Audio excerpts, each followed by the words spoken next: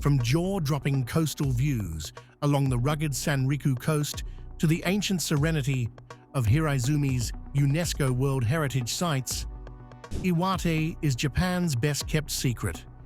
Stick around to uncover the wonders that will leave you saying, "Why didn't I come here sooner?" Let's just say it's worth the trip alone. But before we dive in, don't forget to subscribe, give this video a thumbs up, and hit the bell icon so you never miss your next adventure with us. Iwate is part of Tohoku, a vast region that covers nearly a fifth of Japan's land, yet holds less than a tenth of its population. Known for its untouched natural beauty, Tohoku is an escape from the hustle and bustle, with majestic mountains, lush forests, and picturesque coastlines that transform with every season. Iwate, meaning rock hand, is where nature went epic. The east coast boasts Miyako's lively port, and the stunning Rikuchu coast, perfect for Instagram-worthy shots. On the west, Towada-Hachimantai National Park offers landscapes so picturesque they're practically art. Once known for gold and coal, Iwate now thrives on hot springs, nature's ultimate Zen retreat. Iwate shines year-round, cherry blossoms in late April, summer festivals and adventures from June to August, fiery fall foliage from September to November, and snowy thrills in winter. Morioka, the capital, blends history, modern charm, and life-changing noodles. Towering above, Mount Iwate is nature's majestic centerpiece. The city is a perfect mix of culture and energy, with museums, temples, and bustling streets. Iwate's resilience is legendary. After the 2011 tsunami, its people rebuilt stronger. And from Oshu City comes Shohei Ohtani, the baseball phenomenon, rewriting the game as both a pitcher and hitter, a true dual-threat superstar. Let's dive into Iwate's history, a saga packed with more action than a samurai movie marathon. Ancient warriors? Check. Buddhist temples? Double check. Battles? Enough to make Game of Thrones look like a garden party. If you were a big-name samurai family, you fought here. It was like the Super Bowl, but with katanas and way more honor. Iwate's early history is a bit hazy, but about 2,300 years ago, the Yayoi culture, basically Japan's Iron Age, showed up and said, "Rice farming, anyone?" And just like that, Iwate became Tohoku's rice-growing HQ. By the Nara period, around 710 AD, the southern imperial court had its eye on northern Tohoku. Iwate was folded into Mutsu province, and things stayed calm until 776, when the Yamato army tried an invasion. Spoiler alert, it didn't exactly go as planned. Enter the Emishi people, who basically said, "Thanks, but no thanks," to Yamato rule. In 787, led by Atarui, they handed the Yamato army a crushing defeat at the Battle of Sufuse Village. Trapped and pushed into the Kitakami River, over 1,000 heavily armored soldiers sank like stones. A truly bad day at the office. When brute force failed, the Yamato government turned to diplomacy and seiki. The Emishi loved it, and soon, Japanese goods became the gateway to negotiations. Add some bribes in the form of citizenship and titles, and resistance started to waver. It's hard to say no to free seiki and a noble rank. Then came Sakanue no Tamuramaro, and with him, the end of Emishi independence. By 802, after a series of skirmishes and strategic moves, like crop burning and kidnapping, Atarui surrendered. Taken to Kyoto, he met the emperor, only to be executed in a grim plot twist. With the Emishi subdued, the Yamato government flexed its authority by building forts like Isawa, Shiwa, and Tokutan along the rivers. But like all empires, the imperial court's grip eventually loosened, fading like yesterday's TikTok trend. Iwate soon got an upgrade. Hiraizumi became the golden capital of the northern Fujiwara clan, a peaceful utopia dreamt up by Lord Kiyohira in the 11th century. His vision? A land of golden temples and Zen vibes, far from the chaos of samurai squabbles. But peace doesn't last.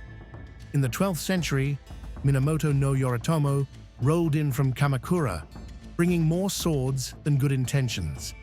Hiraizumi's golden age ended faster than you can say, "Here comes trouble." Oh, and let's not forget Minamoto no Yoshitsune, who fled here post-Genpei War, adding a touch of drama before the curtain fell. Iwate spent centuries as a battleground, passed around by shogunates like a hot potato, but with extra swords. In the 16th century, Hideyoshi Toyotomi rolled in and ended the chaos with a final showdown at Kunohei Castle. Cue samurai-style fireworks and a new era of peace. Under the Tokugawa shogunate, Iwate finally chilled out. Fast forward to the Meiji Restoration in 1868, and Iwate had an identity crisis. Borders got redrawn 3 times before the Iwate we know today emerged in 1876. Post-World War II, Iwate hit a rough patch as industries drained its resources. But by the 1970s, the people bounced back, restoring the land and building highways, Shinkansen, and airports. By 2009, Iwate embraced the slogan, "Land of Hope," basically saying, "We've been through a lot, but we're still amazing." Get ready to explore Iwate's must-see spots, from golden temples to epic hikes and flying dango. Buckle up. It's going to be a wild ride. Hiraizumi, once Tohoku's political powerhouse, now flaunts 5 UNESCO sites. Chūson-ji is the golden star, but Mōtsū-ji, that's where your stress goes on vacation. Its garden, with the serene Oizumi-ga Ike Pond, could make even your to-do list disappear. Mōtsū-ji isn't just beautiful, it's a scenic and historical heavyweight, with more titles than royalty. Visit in May to catch the Gokusui no En poetry contest, where poets in period costumes mix history with haiku. Still craving temples? Check out Takoku no Iwaya, carved straight into a cliff. Because apparently, ground-level temples were too basic for ancient Japan. At Morioka Hachimangu, it's time to get spiritual, or at least look the part while snapping selfies. This Shinto shrine is all about blessings for good fortune. Feeling unlucky? Give the gods a polite nod and hope they're feeling generous. Next up for nature lovers, Mount Iwate, fondly nicknamed Nanbu Fuji. And for an easy adventure, the Hachimantai Mountaintop Trail is calling. The shortest route takes just an hour, so even if your fitness routine is 90% Netflix, you've got this. I know 1 hour sounds like nothing, but trust me, the views are epic. Insta-worthy views guaranteed. For the ultimate scenic drive, the Asupite line is like cruising through a living postcard. At Kitayama Cape, the waves crash dramatically, making it perfect for your king of the world moment. Prefer skiing? Appi Kogen has some of Japan's best powder. Whether you're carving like a pro or skiing with style, aka falling, you're in for a blast. Not a skier? No problem. Genbikei Gorge has it all. Waterfalls, epic rock formations, and flying dango. Pay up, and your snack literally soars across the gorge. Snack time has never been this thrilling. For ultimate relaxation, drift through Geibikei Gorge. Picture towering cliffs, serene waters, and absolutely zero effort. The highlight? At the end, you get to hurl clay balls at a massive rock called Daigibigan. Land one in the hole, and you get a wish. Feeling the heat? Dive into Ryusendo Cave, one of Japan's 3 great limestone caves. With 700 meters of winding paths and lakes so clear they put Instagram filters to shame.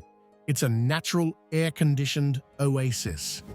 For beach vibes, head to Jodogahama, the crown jewel of the Sanriku Coast. This place looks straight out of a travel mag, with water so clear, you'll swear it's photoshopped.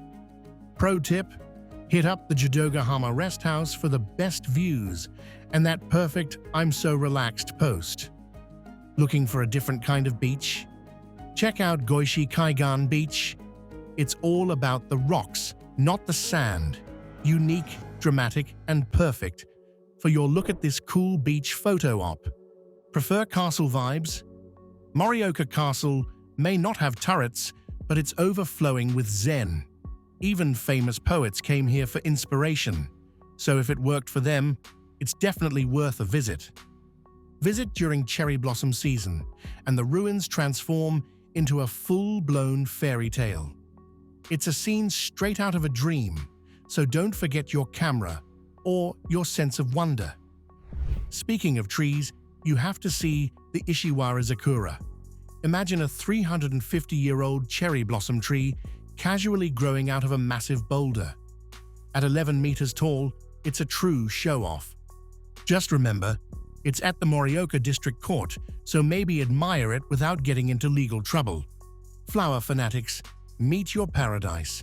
Michinoku Hydrangea Garden.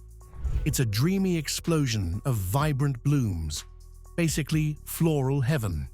And at Koiwai Farm, you've got cows, endless green fields, and the Beyoncé of cherry trees standing solo against the backdrop of Iwate. Relaxation and Instagram gold, all in one. Need a break from nature? Swing by the bank of Iwate red brick building, now a museum. Its history, architecture, and, well, bricks. Travel back to the Heian era at Isashi Fujiwara Heritage Park. It's like stepping into a history book. For something more reflective, visit the Iwate Tsunami Memorial Museum. It's a powerful tribute to resilience, showcasing the impact of the 2011 tsunami and the strength to rebuild. Feeling brave? Try the earthquake simulator. It's like being a jello mold in a 7.0 quake. Educational and a little nerve-wracking. Don't miss the miracle pine. Out of 70,000 trees, only one survived the tsunami. If that's not the definition of resilience, what is?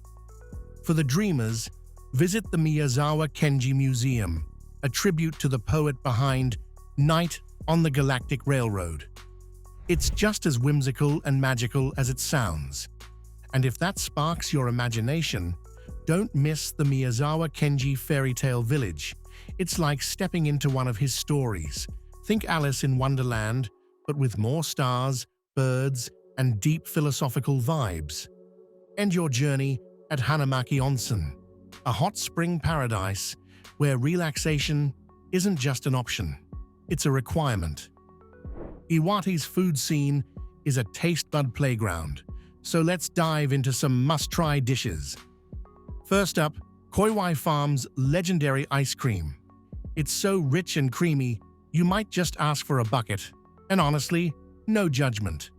Now let's talk about Morioka's noodle royalty. Wanko soba, Morioka ramen, and Morioka jajamen. Each one is a delicious adventure, so pace yourself. Wanko soba is part meal, part food challenge. They keep refilling your tiny bowl until you tap out. It's like, how many noodles can I eat before I rethink all my choices? Spoiler, a lot. Next, Morioka ramen. Cold, chewy noodles with a Korean twist, served with just enough zing to cool you down when the summer heat has you melting. Finally, Morioka jajamen, a noodle fusion dream. Imagine ramen, pasta, and a taco joining forces. You mix it yourself, so if it's not perfect, well, that's on you. Still hungry? Try azuki bato, chewy udon noodles lounging in sweet red bean soup. It's like dinner and dessert through a party, and your taste buds are the VIP guests. Before you head home, don't forget the real reason you came. Souvenirs. Iwate's got some gems that'll make you look way more cultured than you are. First up, Nambuteki ironware. These teapots aren't just gorgeous. They're the Bruce Willis of kitchenware. Tough, timeless, and indestructible. Next, Kamome no Tamago, aka seagull eggs. Relax, they're not real eggs. Think castella cake filled with sweet bean paste and wrapped in white chocolate. Busu no Kobu. Weird name, amazing snack. Crispy, buttery, and stuffed with sweet bean paste. Pop it in the oven, and you've got dessert nirvana. Benki Chikara mochi is soft mochi filled with sweet bean paste and walnuts, inspired by the legendary warrior Benki. It's history you can eat. Iwate nido yukan, sweet jellied bean paste, in flavors like black sugar. With over 10 varieties, it's basically a candy store for grown-ups. Koiwai Farm cheesecake is the ultimate farm-fresh dessert. Rich, creamy, and perfect for convincing yourself that cake is breakfast. Finally, Kozukata Baum. Baumkuchen with a soy sauce twist. Sweet, savory, and double-baked for extra flavor. It's the unexpected treat that'll wow your friends. Or just you. And there you have it, Iwate, where history, nature, and food blend into the ultimate adventure with iron teapots tough enough to double as kettlebells. Whether you're hiking mountains, slurping noodles, or buying a souvenir that requires a forklift, Iwate truly has something for everyone. Thanks for joining me on this wild ride through Iwate. If you had fun, learned something new, or just got hungry, smash that like button. Don't forget to subscribe and hit the bell so you're always in the loop for our next adventure. Until next time, see you on the next adventure.